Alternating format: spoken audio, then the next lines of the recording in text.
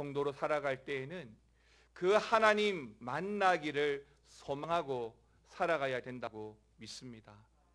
세상을 살아가다 보면 우리는 많은 사람과의 만남을 가지게 되잖아요. 많은 사람들을 또 만나게 되잖아요. 그런 만남들이 또 매일매일이 되면서 우리가 다 기억해내지 못할 만큼의 많은 사람들을 우리들은 만나게 됩니다.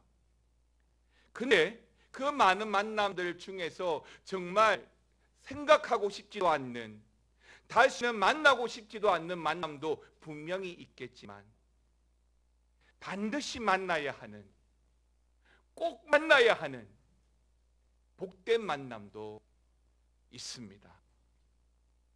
그런데 세상에서 말하는 보통의 만남이라고 하는 것은 특별히 어떤 의도나 목적을 가지고 만나는 것은 아니겠지만, 그럼에도 불구하고 수많은 그 만남들을 대변할 때는 반드시 이익, 통제, 이 이익과 통제라고 하는 말을 생각할 수밖에 없습니다. 무슨 말이냐면, 내가 누군가를 만날 때 그 만남이 나에게 이익이 되는 만남인 것인가, 또 내가 누군가를 만났을 때에 내 시간이며 내 물질이며 내 환경에 대해서 통제할 수 있는 만남인가 라고 하는 물음입니다.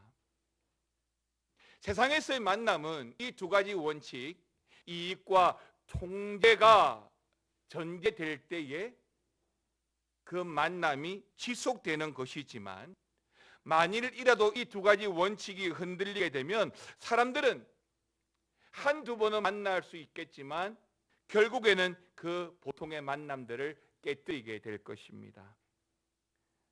만약에 어떤 사람이 내가 잘 알지도 못하고 또 나에게 전혀 유익이 되지 않음에도 불구하고 자꾸만 나를 찾아와서 만나려고 한다면 어떻게 하시겠습니까?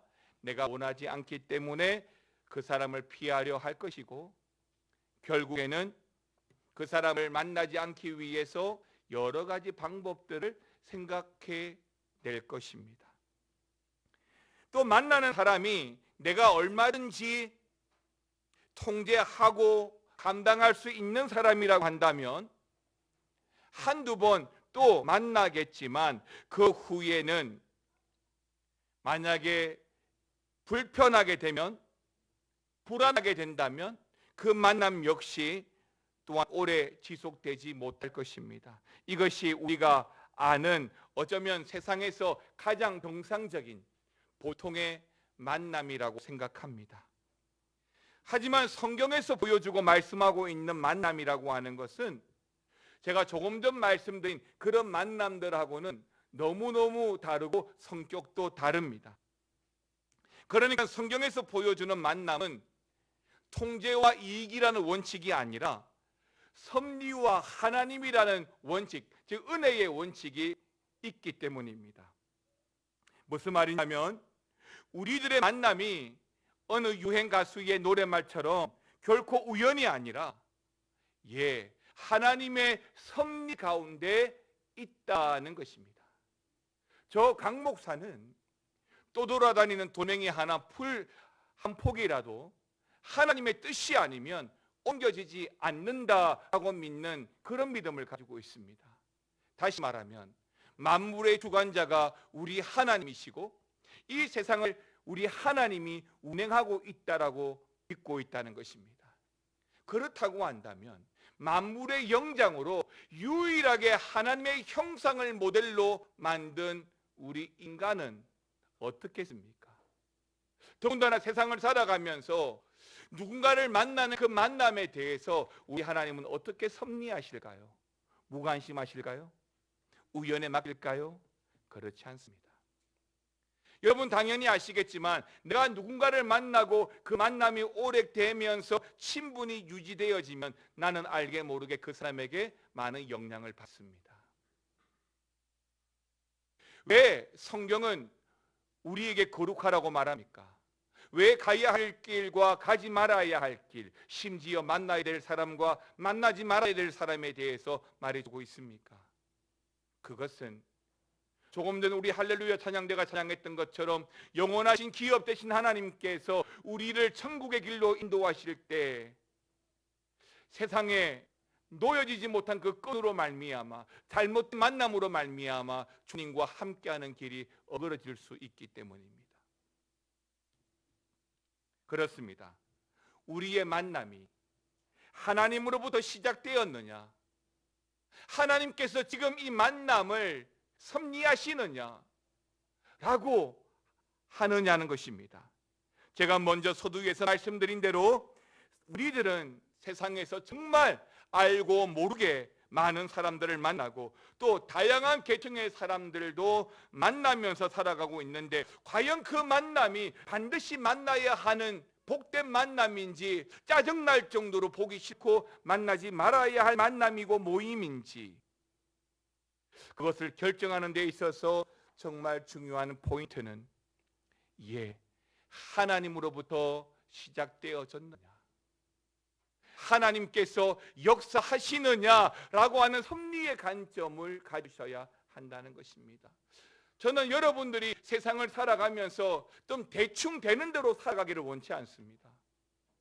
왜냐하면 여러분들은 이미 성도가 되는 순간부터, 하나님의 자녀가 되는 순간부터 말씀이라는 원칙을 가지고 살아야 되거든요. 내가 하고 싶은 대로 원하는 대로 살아가는 인생이 아니라 늘 내가 살아가는 인생에 우리 하나님의 뜻이라고 하는 베이스를 가지고 살아가야 되기 때문에 우리가 누구를 만나고 무엇을 함에 있어서 반드시 하나님께서 허락하시느냐, 하나님께서 섭리하시느냐라고 하는 관점을 여러분 가지셔야 합니다. 아무리 좋은 일이라도 하나님이 원하시지 않으면 하시면 안 되고, 아니 할 수도 없습니다. 우리가 교육관 건축을 위해서 지난 2년간 기도하고 준비하지 않았습니까? 여러분 아시겠지만 하나님 허락하지 않으면요, 헌금이 철철 넘쳐나도 교육관 못 지어요. 아니 우리가 억지로 교육관을 지어도 주변에 아무런 영향을 줄 수가 없다니까요. 그런데요, 하나님 허락하시고 하나님 역사하시면요, 내가 기대하지 못했던 놀라운 변화와 결과를 우리가 경험할 수 있습니다. 거기에 내가 사용될 수 있도록 어떻게 해요? 늘 하나님의 섭리를 바라보고 살아가는 것이 정말 중요하다는 거죠. 세상은 때때로 내 인생은 나의 것, 내 뜻대로 살아가기도 부족하다고 말하지만 너무 이기적인 말 아닙니까? 그럼 내 뜻대로 살아간다고 해서 내 뜻이 내 인생을 지켜줍니까? 내 뜻대로 살았으니까 그 뜻에 대한 결과는 내가 책임질 수 있다고요? 엉망이 돼도요? 주님을 모르는데도요? 아닌 것이죠. 때문에 성도로 살아갈 때는 늘 어떤 관점이요?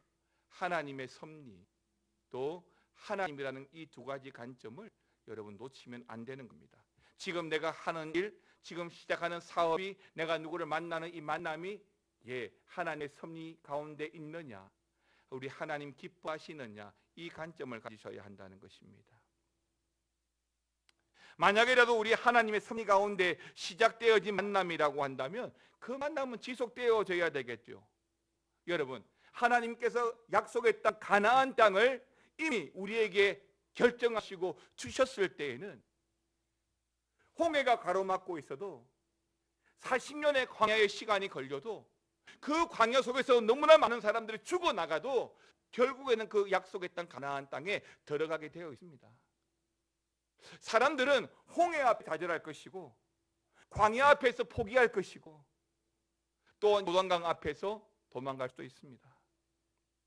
한 번, 두 번, 세 번 연거푸 우리에게 주어지는 그 벽들은 우리로 하여금 하나님을 바라보지 못하게 할 수도 있을 겁니다. 그런데요, 신앙은 뭐죠? 하나님의 일을 바라보는 거죠. 제가 새벽에도 말씀을 드렸는데요, 제가 새벽 기도회를 나오면서 제가 습관적으로 머리를 이렇게 숙이고 가는 모양이에요. 그럼 집사람이 고개를 좀 들으라고, 젖히라고 그렇게 자꾸 이야기해요. 새벽마다 이야기합니다. 그래서 귀한 고개를 든 김에 이래도 젖혀보고 이렇게도 젖혀보고 운동도 하고, 이렇게 들고 가다 보니까 내가 못 보던 걸 보는 거예요. 별을 보게 되더라고요. 이 서울 시내에 별이 보이네 처음 알았어요. 낮에는 당연히 볼 수 없는 별, 한밤중에도 시내에 화려한 네온 사인 때문에 볼 수 없는 별, 새벽에 그것도 내가 고개를 들어보니까 볼 수 있더라고요. 여러분들이 말씀을 붙들고 하나님의 섭리 가운데 살아가면 내가 볼 수 있는 것만 보는 것이 아니라 내가 보지 못하는 것들을 본다니까요. 그게 뭐죠? 그게 신앙이고 그게 하나님의 역사죠. 신앙을 상식적으로 하려고 하지 마세요. 상식적으로 자꾸 신앙생활을 하려고 하니까 늘 상식적인 결과만 생각하잖아요. 근데 신앙생활은 오병이어의 기적이라니까요. 내가 하는 만큼 결과를 받는 것이 신앙생활이 아니라 하나님의 역사는 무궁무궁하지기 때문에 우리의 상상 초월하잖아요. 그래서 오늘 말씀을 전제하면서 지금 내가 만나는 누군가의 만나는 이 만남도 정말 하나님의 섭리 가운데 있는가, 정말 하나님 기뻐하시는가를 여러분 정말 점검하십시오. 대충 되는 대로 살아가지 마시고 상식적으로 살아가지 마시고 사람들이 그렇다고 해서 그렇게 하지 마시고 한 번 더 말씀 앞에 무릎 꿇고 점검하십시오.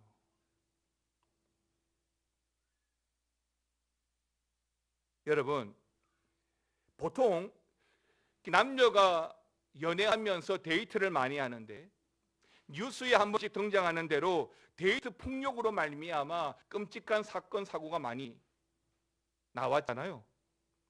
그런데 그 데이트 폭력으로 폭력을 당하거나 아니면 정말 끔찍한 어떤 결과가 나타나기 전에 사실은 전조가 먼저 보이죠. 전조가 있잖아요. 예를 들면 사랑하지만 그 상대방의 시간이나 또 누군가를 만나는 그 만남에 대해서 구속한다든가 기타 말과 행동이 거칠어진다거나 그러면 어떻습니까? 그 만남 또는 만나고 난 이후에는 사실은 기쁘고 좋기도 하지만 한편으로는 늘 불안하고 힘들잖아요. 여러분 아셔야 하는 것은 하나님의 일은요 불안이 없습니다. 주의 일을 하면서도 불안하고 두려워한다면 여러분 잘못하는 거예요. 열심히 교회 청소하고 봉사하는데도 불평하고 원망하고 있다면 잘못하는 거예요. 100명의 교인 중에 10명밖에 나와서 하지 못했다 하더라도 감사가 있고 은혜가 있고 감동이 있는 것이 하나님 역사의 증거거든요. 우리 예수 믿는 사람들은 그 하나님의 은혜로 살아가는 거잖아요. 그러니까 데이트 폭력이라고 하는 것도 사실은 이미 전조가 있는 거죠.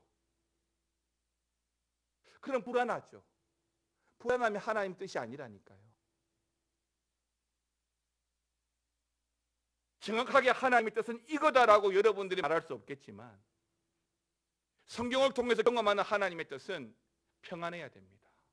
순전해야 돼요. 여러분 누군가를 만났는데 불안하고 불평스럽습니까? 잘못된 만남일 수가 있습니다. 여러분 하나님께 나오는데 불안하고 염려가 됩니까? 잘못하시는 거예요. 하나님 앞에 나올 때는 그 불안과 염려하는 마음을 하나님께 내어 던지는 거죠.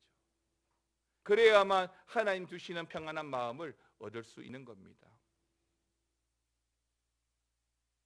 사랑하는 성도 여러분, 그런 불평과 불안함에도 불구하고 그저 어떤 일에 바빠서 또 바라면서 지속하는 만남이 있다면 그거는 멈추는 게 맞습니다. 반면 나에게 심지어 어떤 경제적으로 환경적으로 유익이 된다 하더라도 그 사람을 통해서 기쁘지 않다면 그것도 점검해 보십시오.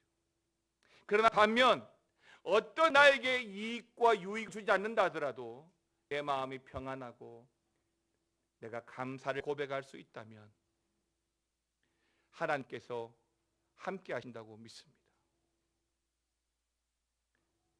오늘 성경에서도 정말 중요한 만남을 우리에게 보여주고 있거든요.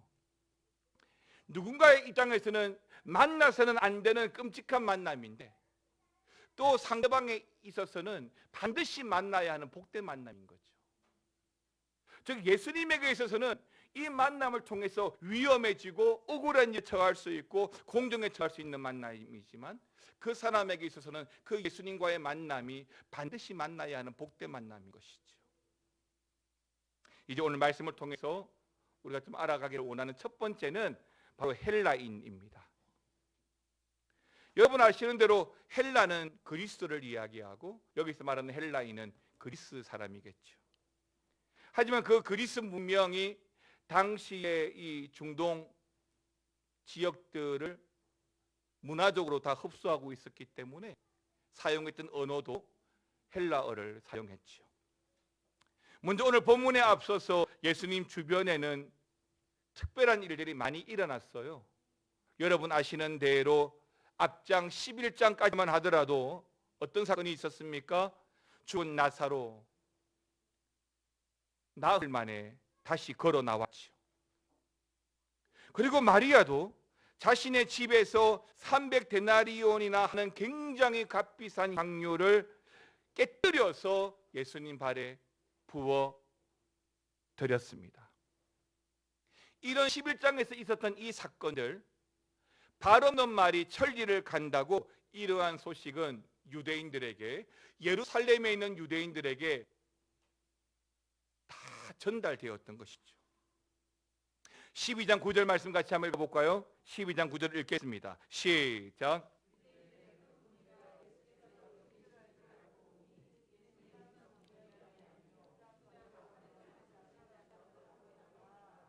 그렇습니다. 많은 사람들이, 많은 무리들이 이래저래 유명 인사가 되어진 예수님을 보기 위해서 뿐만 아니라 또 소문으로 들었던 죽었다가 살아난 나사로를 보기 위해서 지금 예수님이 계신 여기까지 그 무리들, 사람들이 찾아왔습니다. 성경의 표현대로 9절 말씀대로 유대인의 큰 무리가 찾아온 거예요.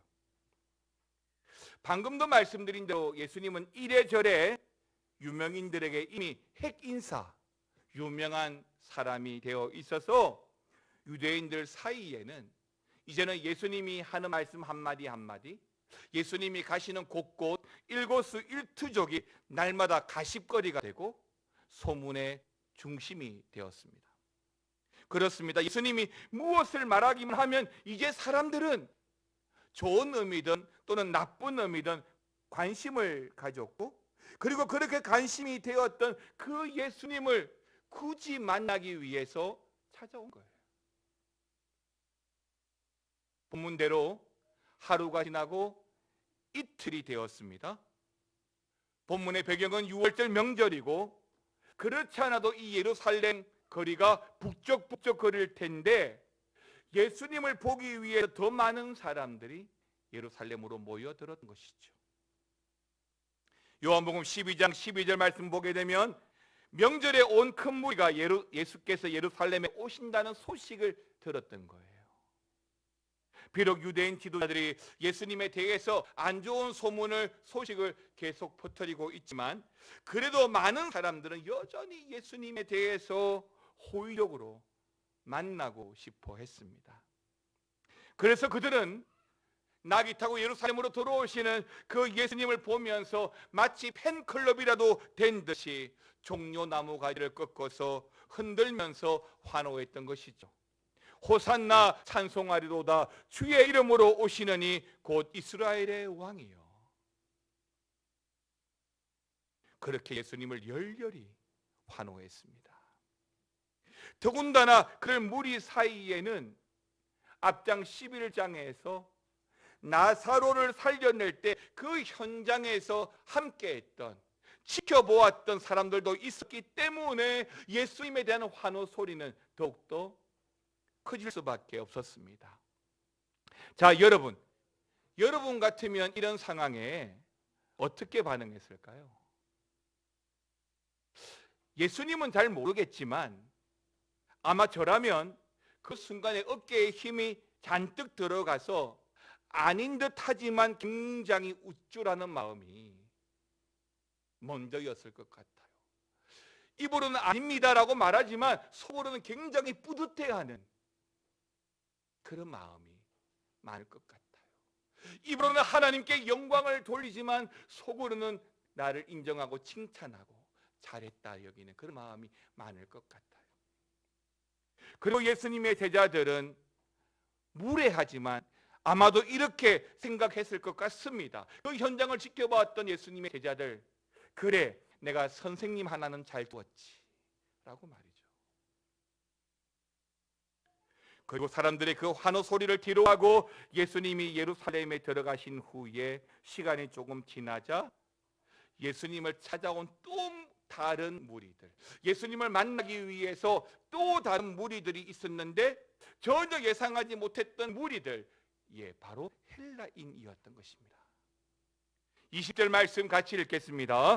명절에 예배하러 올라온 사람 중에 헬라인 몇이 있는데 그의 갈릴 가서 청하여 이르되 선생이여 우리가 예수를 배웁고자 하나이다 하니, 목적이 나와 있죠. 예수님을 만나기 위해서 왔습니다. 바로 무명의 몇몇 헬라인들이 예수님을 만나러 찾아온 것이죠. 6월절 명절을 맞이해서 이방인 헬라 사람들이었던 그들이 예수님을 만나러 찾아온 것입니다. 자, 여러분, 여기까지만 봤을 때 예수님 입장에서 지금 이 유대의 명절에 예수님을 만나기 위해서 찾아온 이 헬라인들이 반가운 사람일까요? 아니면 불편한 사람일까요? 사도행전 10장을 보면 비슷한 사건이 또 하나 나옵니다.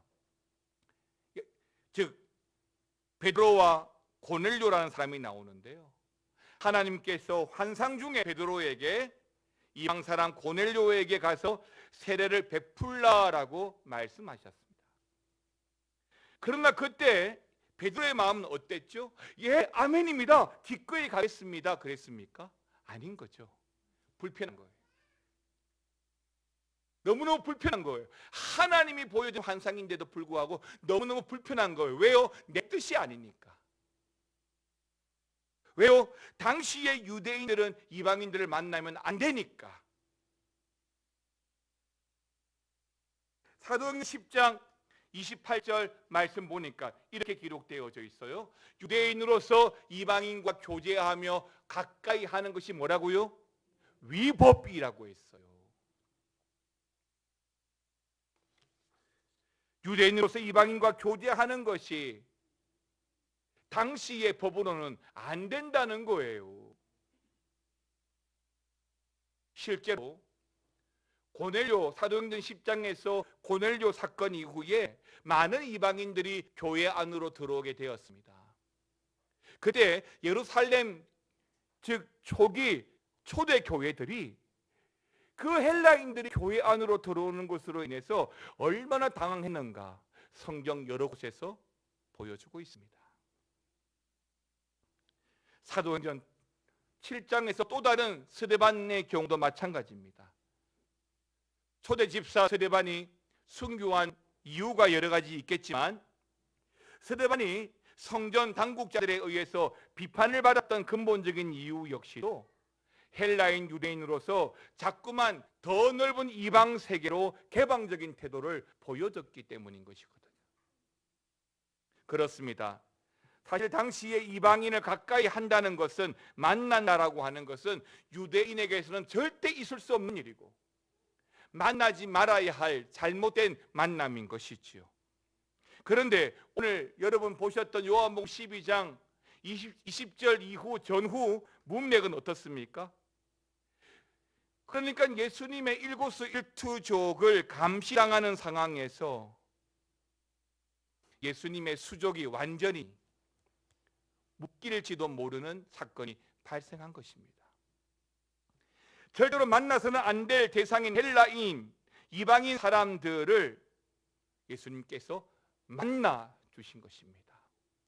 서두에 말씀드린 것처럼 예수님 입장에서는 결코 바람직하지 않고 만나지 말아야 할 만남인 것이지요. 그리고 오늘 본문에는 없지만 이 일로 인해서 베드로와 야고보는 아마 예수님의 이 일로 유대인들에게 빌미를 제공한 것이라고 여겼을 것입니다. 사랑하는 성도 여러분, 오늘 본문에서 예수님이 이방인 헬라인들과 함께 있는 모습을 보이는 것은 사실은 목숨을 걸 만큼 위험한 만남입니다.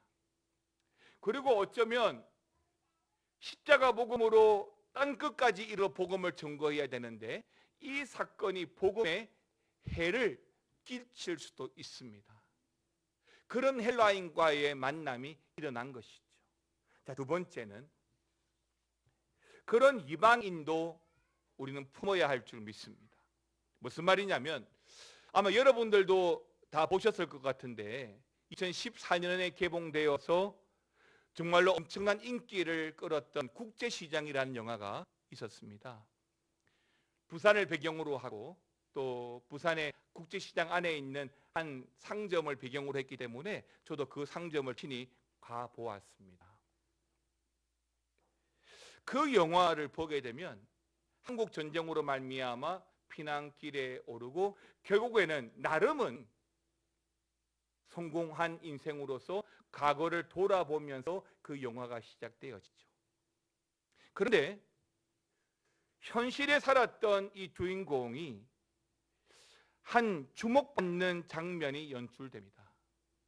무슨 말이냐면 외국인 노동자에 대해서 어린 아이들이 조롱을 합니다. 마구 놀려대죠. 그때 주인공인 덕수 황정민 씨가 그 아이들을 혼내줍니다. 쫓아내버립니다. 왜일까요?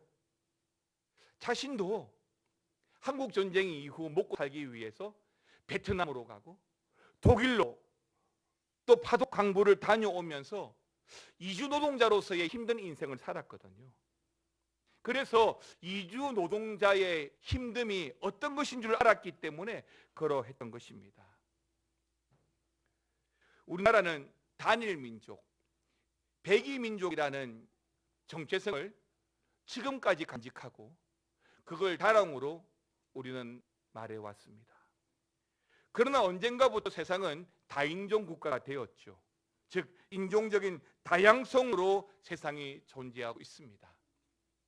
미국에 아프리카 흑인이 들어간 지 오래가 되었고 중동에도 아니 아시아에도 동남아 사람들이 들어올 뿐만 아니라 흑인들과 백인들도 들어와 있죠. 우리의 생각에 만나지 말아야 될 사람의 선은 더 이상 허물어진 지 오래되었습니다. 사람을 차별하는 것 자체가 굉장히 모순적이고 문제가 있죠. 물론 지금도 선진국이라 할지라도 여전히 차별과 또 차별의 아픔은 존재합니다. 영국 사람들은 지금도 이태리 관광객들을 마른병 환자로 취급하며 만나지 말아야 될 사람으로 여기고 있습니다. 그리스 기독교인들은 바로 이웃 나라인 터키 사람들을 절대 이웃이 될 수 없는 원수라고 여기고 있습니다. 아니 먼 나라 이야기할 것 없이 우리도 이웃하고 있는 일본을 반일 감정이니 뭐니 해서 절대로 가까이 할 수 없는 사람들로 여기고 있습니다. 제가 체코에 갔을 때 현지에 있는 중국인 교회에서 예배를 드렸습니다. 물론 거기서 저희가 특송도 하고 여러 순서도 맡았지만 사실은 요구한 대로 시킨 대로 할 뿐이지 무슨 말인지 하나도 못 알아듣는 거예요. 예를 들면 예배당의 장소는 체코입니다. 예배드리는 사람은 중국 사람들이에요. 우리는 한국 사람들입니다. 중국어로 예배를 드려요. 아무것도 못 알아듣죠.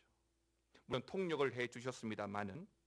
근데 예배 중에 찬양을 인도하는 아마 집사님인 것 같아요.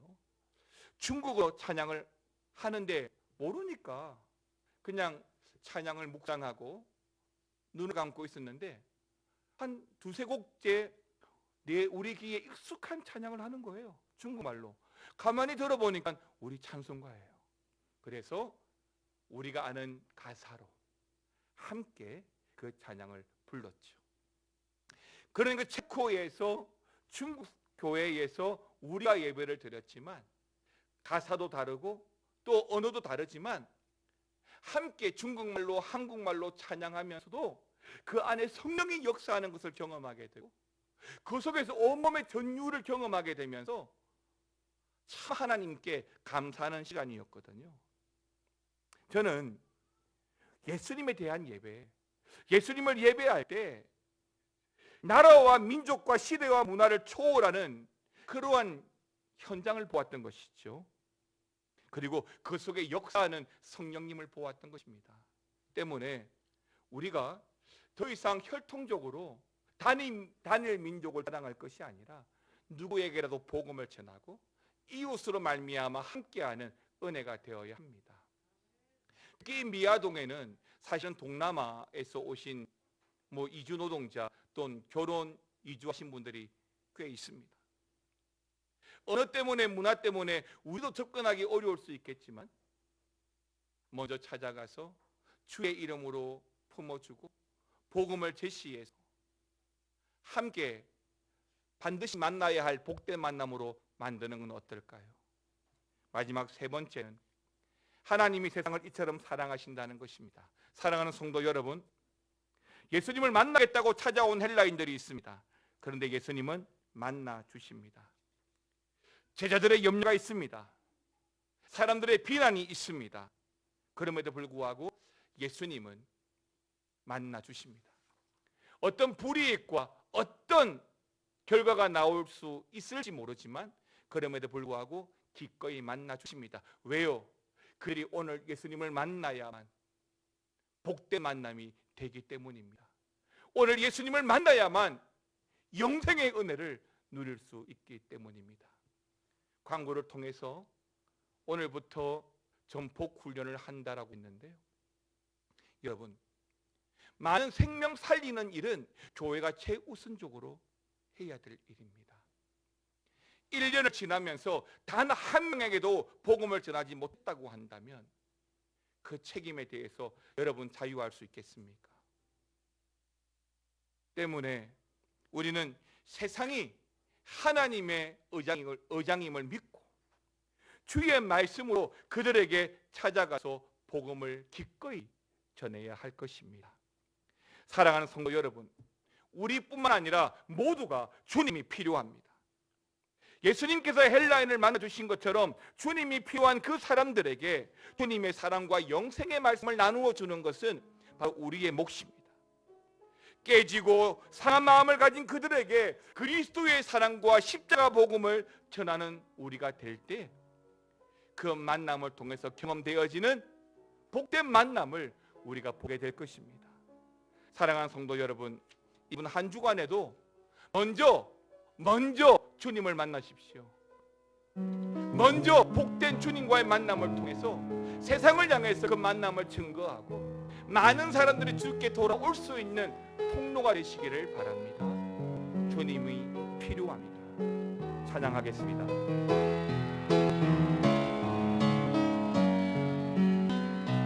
매일 스치는 사람들, 매일 스치는 사람들, 내게 무엇 원하나, 공허한 그 눈빛은 무엇으로 채우나.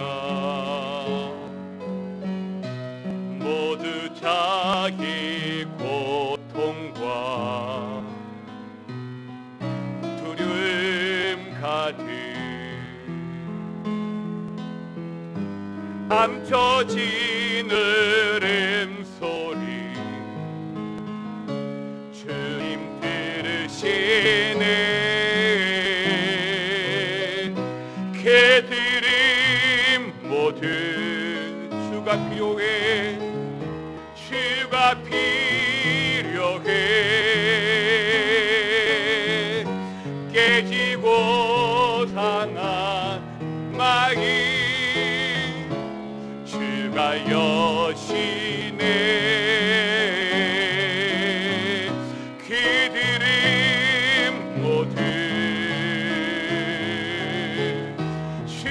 주가 필요해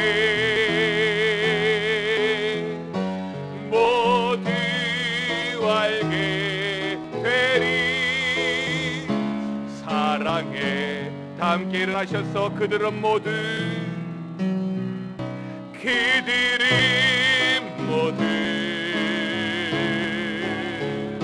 주가 필요해 모두 알게 되리 모두 알게 되리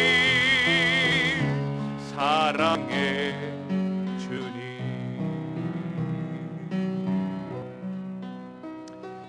그렇습니다. 주님, 세상에서 주님 필요하지 않는 자는 아무도 없습니다. 숨쉬고 살아간 모든 이에게 우리 주님이 필요합니다. 주님을 만나야 합니다. 그 만남이 반드시 만나야 할 복된 만남인 줄 믿습니다. 매일을 살아가는 우리 성도들도 매일매일 주님을 만나고 그 만남 가운데 주님의 섭리와 하나님을 경험하면서 우리의 만남을 이루어가고 그 만남을 통해서 하나님을 경험하는 우리 매일매일이 되어지도록 주여 은혜를 더하여 주시고 또한 복음을 전하면서 세상 사람들이 주님을 만날 수 있는 통로가 되도록 주여 함께하여 주옵소서. 지금은 우리 주 예수 그리스도의 은혜와 아버지 하나님의 사랑과 성령의 감화감동 교통 충만 역사 위로하여 주심이 주님과의 복된 만남을 기대하고 소망하는 우리 모두 위에 영원토록 함께 있을지어다. 아멘.